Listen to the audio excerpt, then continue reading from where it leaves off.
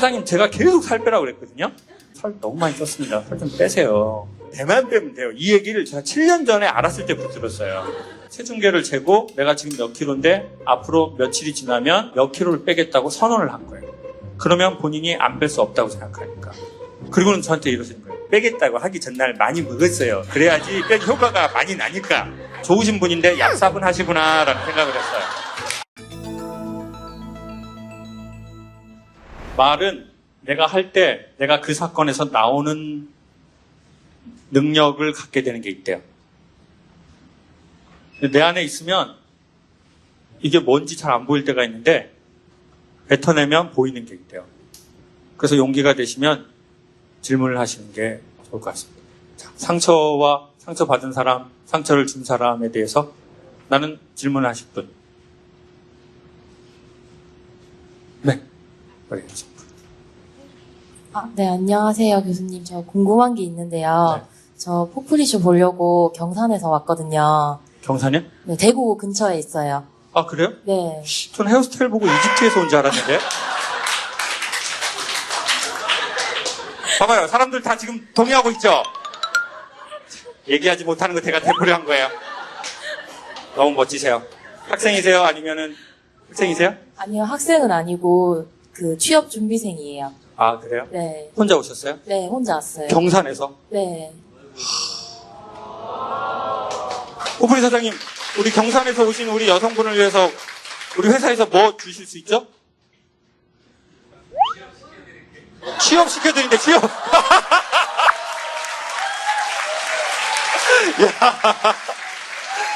뭐, 어마어마합니다, 야, 이거 뭐. 야, 좋아요. 아니, 이런 자세를 가진 사람을 회사가 좋아하는 것 같아요. 언니가 야. 서울에 살고 있어서 마침 네, 언니 그래요? 집에서 자고 가려고요. 아, 그래요.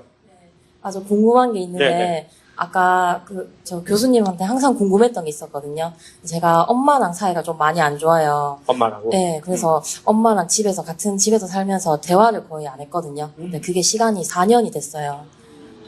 4년 동안 거의 대화가 없었거든요. 지금도 엄마랑 거의 대화를 안 하고 지내고 있는데 제가 예전에는 그게 너무 마음에 담기 힘들어가지고 다른 사람한테 얘기하는 것조차 너무 힘들었거든요. 근데 시간이 좀 지나니까 저도 엄마를 조금 이해하게 되고 저도 좀 바로 서게 되면서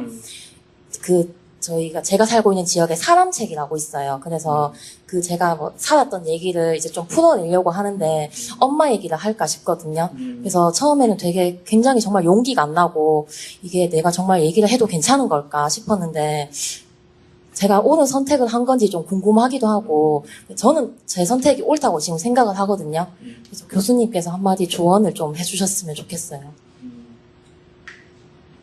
일단 이거 설명할 필요가 없는 정말 좋은 일이죠.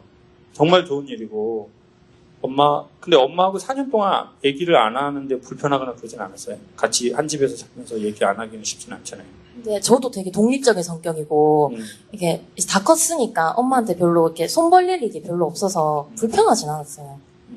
어떤 걸 계기로 엄마하고 얘기 안 하게 된 그거 살짝 얘기해 주실 수 있어요? 간단하게. 진짜 사소한 일인데 원래 대구에서 살다가 경산으로 이사를 했거든요.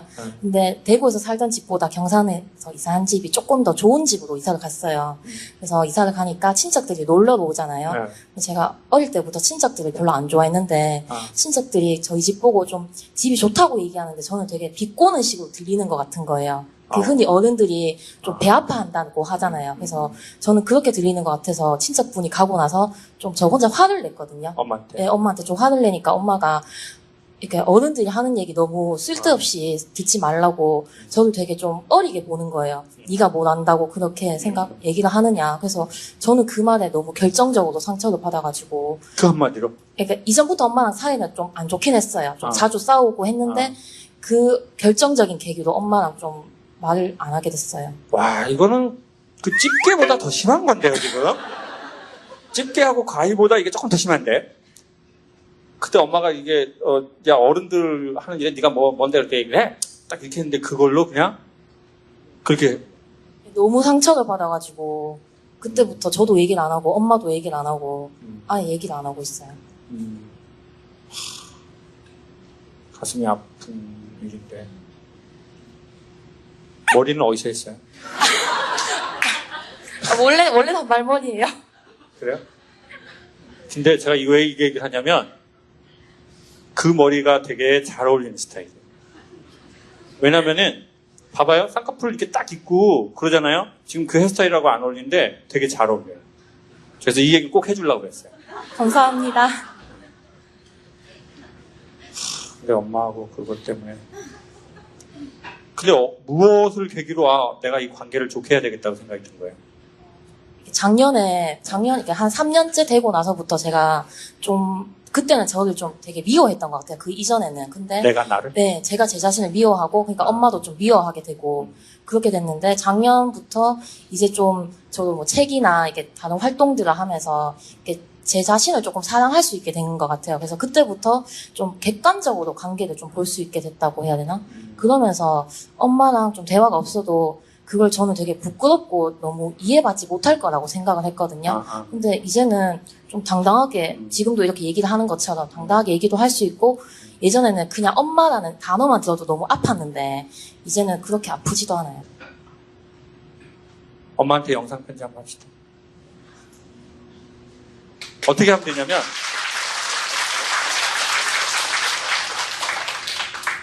저희 엄마 컴퓨터 안 해요. 컴퓨터 안 해요? 스마트폰 아니세요?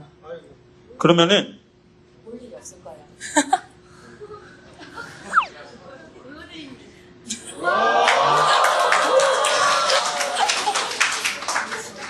사장님이 어머니한테 스마트폰을 사드린대요.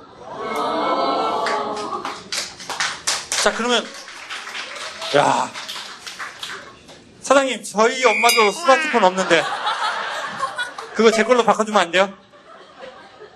네. 자, 그러면, 자, 한번 해봅시다. 자, 제가 되게 중요한 거 소개할게요.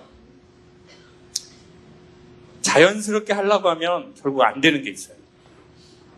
근데 살짝 어색해도 해서 자연스러워지는 게 있어요.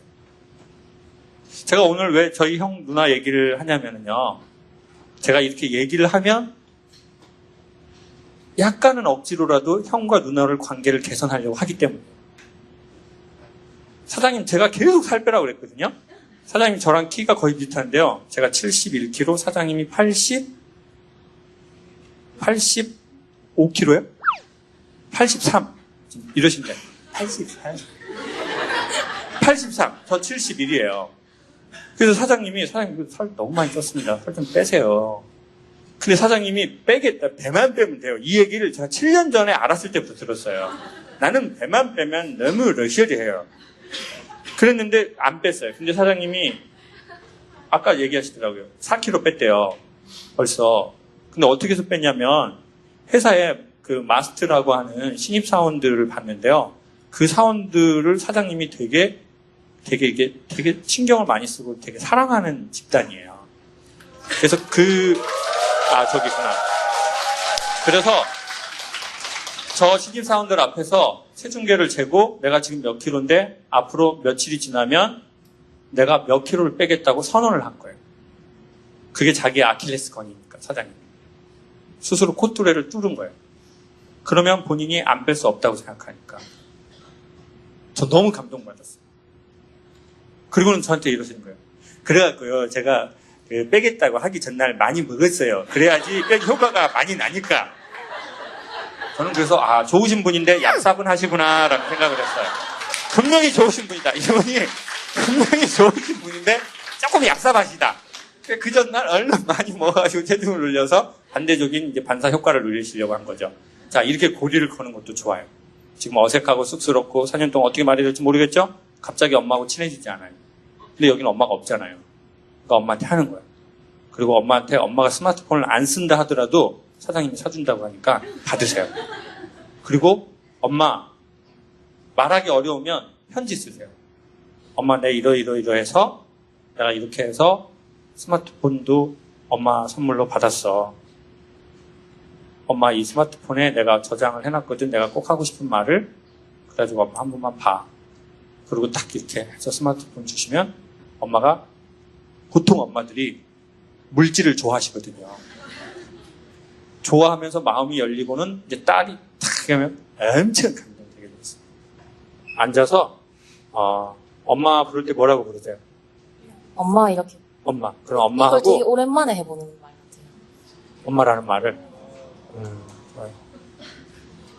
자, 그럼 엄마한테 30초 메시지. 너무 길게 하면은 오히려 더 그러니까 30초 메시지. 저 카메라 보고 봅시다. 엄마 나 지금 서울 왔는데 사실 아침에 그냥 온다고 말만 하고 집만 나왔는데 사실은 이거 보려고 왔는데 엄마 얘기해서 좀 미안하고 그래도 엄마랑 잘 지내고 싶으니까 용기 있게 얘기를 한 건데 2015년도 이제 얼마 안 남았는데 크리스마스 때 같이 밥 먹자. 사랑해. 잘했어요. 크리스마스 때 같이 밥 먹자. 뭔가 영화 대사 같네요. 잘했어요. 사장님 꼭 스마트폰 사주세요. 자, 우리 마지막으로 우리 기타 선생님. 기타 선생님 마이크 한번 주세요. 선생님 기타 하신 지 얼마 되셨어요? 사실 그냥 과는 인문 비슷한 법 관련된 건데요. 제가 우울증이 좀 심하게 왔었어요. 언제? 25살, 25살, 지금도 젊어 보이시는데? 29. 29. 그러면 한 3년 됐어요? 예, 3년, 예, 딱 3년째 된 것 같아요. 그래서 그때부터 기타 하실 거예요? 그때 제가, 그러니까, 더 이상 이렇게 해서는 안 되겠다 싶어가지고, 음악을 하려고 사실 작곡을 하고 싶었어요. 근데 이제 집에서 이렇게 밀어주는 상황이 아니니까, 제가, 그러니까, 심리 치료도 좀 받았는데, 그게 저 혼자 힘으로 그것도 저희가 받은 거거든요. 내가 돈 벌어서 내가 심시를 받은 거예요? 받고, 그래서 이제 그때 나는 그래, 음악을 해야겠다라고 생각을 하고, 네, 쭉 지금까지 이제 버텼어요. 3년째 버티고 있어요, 지금. 너무 사랑하니까. 음악을? 사랑하는 것 같아요. 맞아요. 사랑은 좋아하는 게 아니에요. 사랑은 무언가를 바치는 거예요. 야, 보통 이럴 때 하면 감동받는데 그냥. 됐어요. 박수 치지 말아요. 나도 자존심이 있어요. 그런 박수는 받지 않겠어요. 다 때려쳐요. 꺼! 음악 할 때 어떠세요, 기분이? 전 지금 초등학교에서 애들 가르치고 있는데요. 네. 그 순간에 제일 행복해요. 살아있는 것 같아요. 그래서 포기를 못하겠어요. 그래요. 모든 걸 다 가질 수 없어요. 더 중요한 건 하나도 못 가진 사람도 많아요. 그래서 선생님은 그걸 가졌잖아요. 근데 너무 못 먹지도 않고 얼마나 좋아요. 잘 살고 있어요. 봐봐요. 모든 걸 다 가지려고 하면 안 돼요. 다만 아, 가족들한테도 미안해요. 어떤 게요? 그러니까 엄마 아빠는 지금도 제가 그냥 해오던 대로 공무원 준비하고 그냥 보통 사람처럼 그냥 빨리 시집가고 그러길 바랐는데 저는 그 욕구를 충족을 못 해드리니까 제가 죄 짓는 것 같고. 아니, 그런 생각하지 마세요. 너무- 저도 딸이 있는데요. 저도 딸이 있는데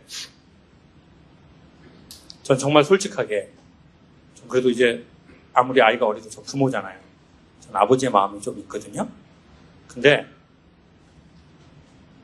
자식들이 부모에게 가장 큰 나쁜 짓을 하는 건 삶을 먼저 떠나는 거고 두 번째는 아이가 건강하지 않게 사는 거예요. 그게 자식들이 부모에게 할 수 있는 가장 큰 상처를 주는 거거든요. 근데 일단 우리 여성분은 음악을 해서 세상도 그래도 살만하고 나 이 순간 너무 행복하다라는 그 느낌을 받게 되잖아요. 그것만으로도 가장 큰 효도를 한 거예요. 그리고 음악에 고마워해야 돼요. 그러니까 죄책감 갖지 말아요. 공무원 되는 거 그게 뭐가 그렇게 중요하나요? 사장님 한 자리 더 없나요? 핸드폰도 사줘야 되고 지금 계속 일자리는 창출해야 되고 자 그러니까 걱정하지 말아요. 진짜. 그리고 죄책감 갖지 말아요. 그리고 음악 이걸 계속 좋아하다 보면 있잖아요. 지금 음악 한 지 얼마 안 됐잖아요. 그러면은 기타를 더 잘하게 돼 있어요. 재즈 피아노 전공이에요. 아까 기타 한다고 그러지 않았어요? 예, 그러니까 학비를 그러니까 기타를 하면서 돈을 벌고 저는 전공은 재즈 피아노. 근데 이제 기타도 같이 이제 저도 레슨을 받아요. 가르치기 위해서. 봐요. 음악에 대해서 얘기할 때 우리 여성분 얼굴 표정이 되게 예쁘다고요. 그 기운. 그리고 자꾸 기운을 돌려야 돼. 그래야지 뭐든 잘 되게 돼 있어요. 슬퍼하지 말고 부모님한테 미안해하지 말아요. 사실 부모님한테 가장 큰 효도를 하게 한 게 음악이니까. 그 행복한 시간을 절대 잊지 마세요. 그게 우리의 영혼의 골수 같은 거예요. 오늘 참 감동적인 얘기가 많이 나오는데 여러분들은 계속 박수 치지 말아요.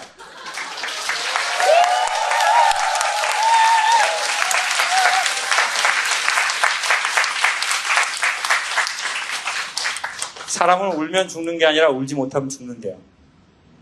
오늘 우시니까 산 거예요. 됐어요. 파블로프의 개도 아니고 이게 제가 엄청 훈련시켜가지고 박수 받는 듯한 이 안 좋은 느낌은 뭐예요?